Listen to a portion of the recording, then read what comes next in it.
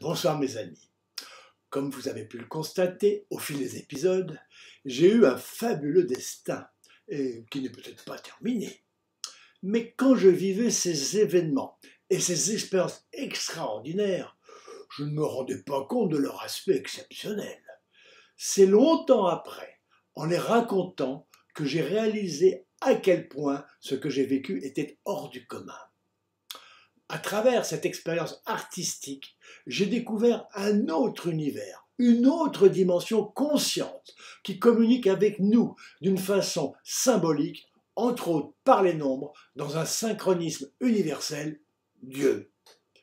Mais un Dieu très différent de celui décrit par les diverses religions et beaucoup plus proche de ce que découvre la science au niveau des particules, de la structure de l'univers et de l'archéologie. Complètement acceptable par la raison, renforcé par la fabuleuse expérience de pouvoir le contempler et le ressentir.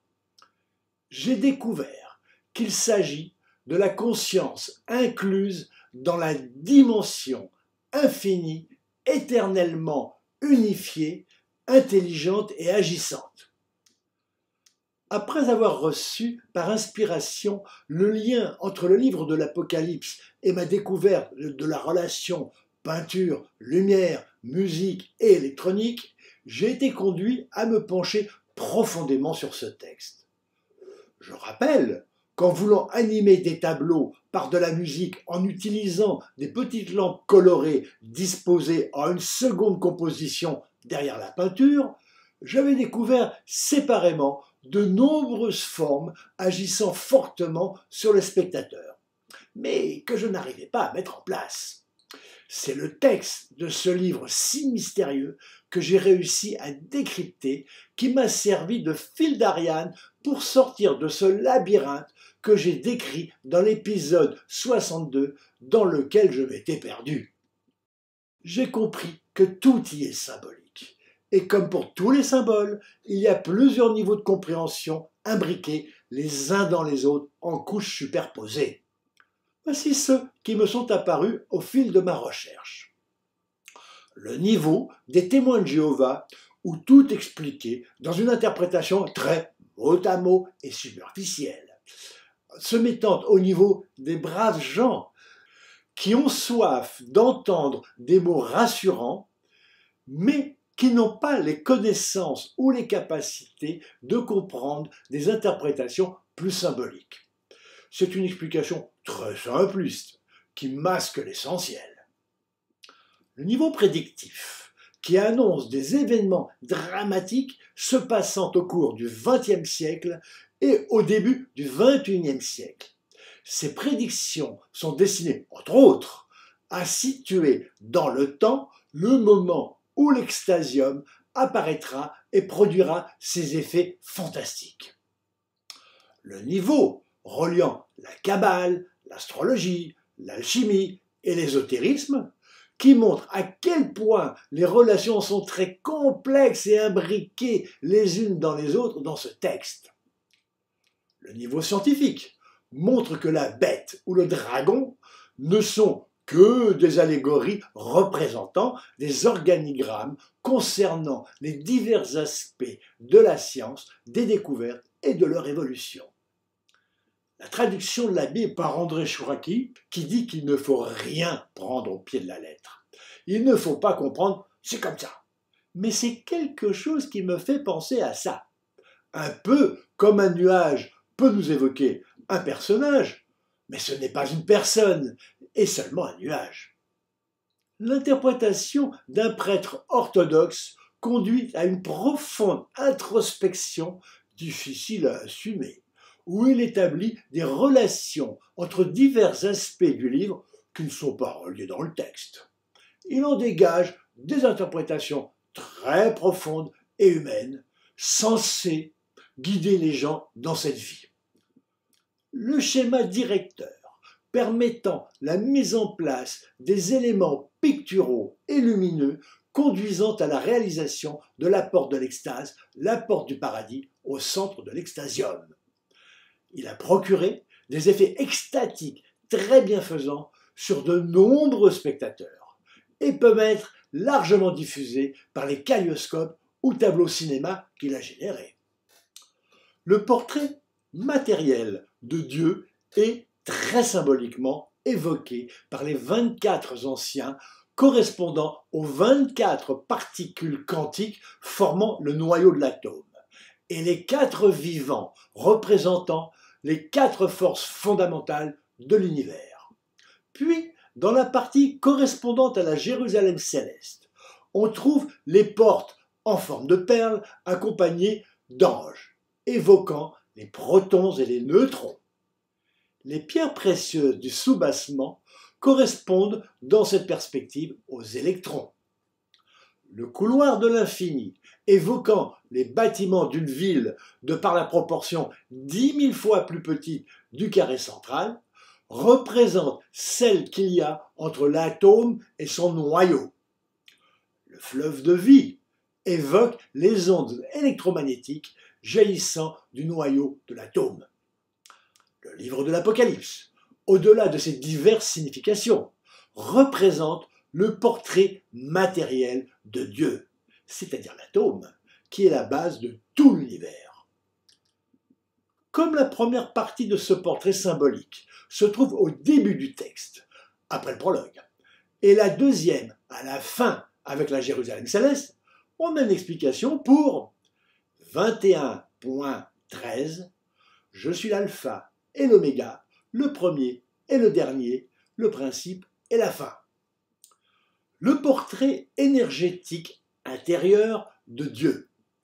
En contemplant les kaléidoscopes issus du tableau électronique animé par la musique de Dreammaker, qu'il a lui-même généré, on peut ressentir des sensations intenses d'extase très bienfaisantes. Ces effets pourront être perçus plus ou moins fortement, selon la façon de les regarder et la sensibilité de chacun. Plus on les regardera, plus les sensations augmenteront, comme les expériences l'ont montré. C'est seulement dans un extasium qu'on pourra les ressentir le plus fortement. Ils servent de préparation pour accéder au niveau supérieur de la contemplation divine.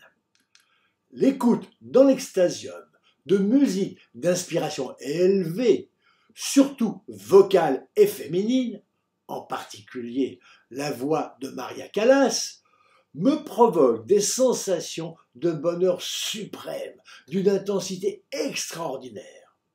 Ce phénomène est produit d'abord par la contemplation en silence du tableau pictural, éclairé de diverses manières, suivant un processus faisant apparaître les couches en lumière visible, puis en lumière fluorescente, et finalement phosphorescente dans le noir. À ce moment, je lance la musique pendant une durée très courte, allant de 4 à 10 minutes, suivant le morceau, avec une préférence pour 6 à 7 minutes.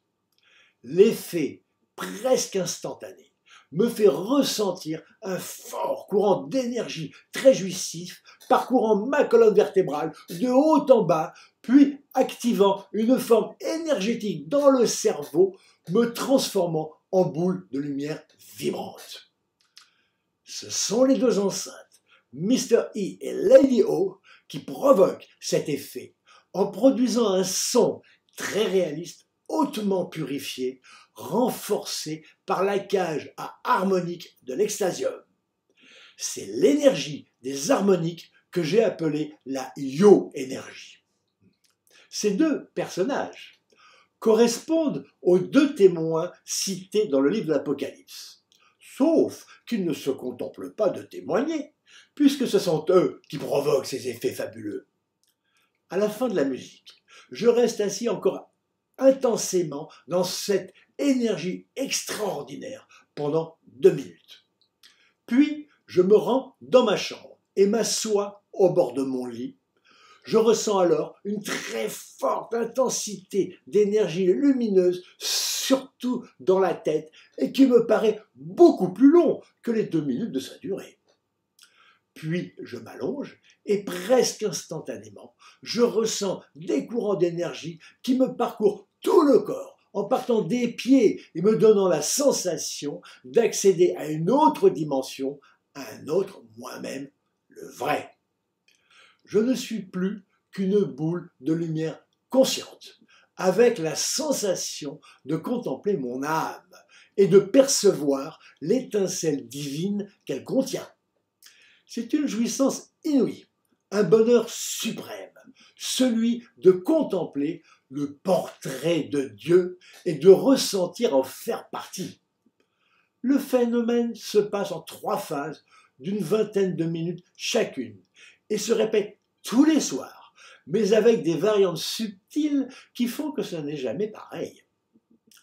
Je me suis filmé pour montrer à quel point le phénomène arrive rapidement et avec une intensité de jouissance tellement forte qu'on pourrait croire qu'on me torture alors que ce n'est qu'une jouissance orgasmique d'amour. J'ai rajouté les descriptions de ce qui se passait. Je précise que ce phénomène fabuleux, bien que découvert en analysant le livre de l'Apocalypse, se passe au-delà de toute croyance religieuse. Il s'agit seulement d'un effet matériel, physiologique, provoqué par la contemplation très brève du tableau mandala, dans un premier temps, puis par l'écoute de musique vocale hautement inspirée. Vous pourrez peut-être vous dire, ok, il y a un phénomène très puissant et bienfaisant généré par le cerveau dans ce lieu. Mais qu'est-ce qui me montre qu'il s'agit bien de Dieu? Question que je me suis posée. Et la réponse m'est parvenue par de nombreuses révélations que l'extasium a apportées et qui ne pouvaient venir que de lui. Elles répondent aux grandes questions que se pose l'humanité. Que faisons-nous sur Terre? Qu'y a-t-il après la mort? Pourquoi la souffrance? La structure de l'univers? À quoi ressemble Dieu? Et de nombreux autres comme 666.